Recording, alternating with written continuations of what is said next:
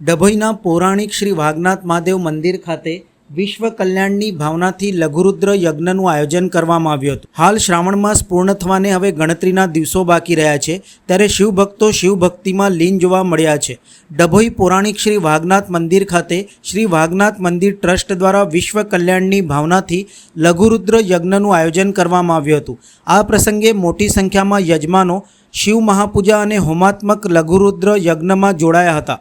વિદ્વાન બ્રાહ્મણો દ્વારા વૈદિક મંત્રોચ્ચાર સાથે વિશેષ પૂજા કરાવવામાં આવી હતી। મહાપ્રસાદી સહિત વિવિધ ધાર્મિક કાર્યક્રમો યોજાયા હતા, જેમાં મોટી સંખ્યામાં શિવભક્તોએ દર્શનનો લાભો લઈ ધન્યતાનો અનુભવ કર્યો હતો। ભગવાન શ્રી વાઘનાથ મહાદેવની અસીમ કૃપાથી પ્રાચીનથી અતિ પ્રાચીન શ્રી વાઘનાથ મહાદેવના સાનિધ્યમાં વસુધૈવ કુટુંબકમની ભાવના સાથે વિશ્વનું કલ્યાણ થાય એવા સદભાવથી મંદિર સમિતિ સાથે દર્ભાવતીના દરેક ગ્રામજનોના સહભાગી થઈ પ્રતિવાર્ષિકની જેમ આ વર્ષે પણ ભગવાન શ્રી મહાદેવની કૃપા પ્રાપ્ત કરવા માટે બ્રાહ્મણો સહ દરેક ગ્રામજનો સાથે ભગવાન શ્રી વાઘનાથ મહાદેવનો હોમાત્મક લઘુરુદ્રનું આયોજન કરવામાં આવ્યું છે।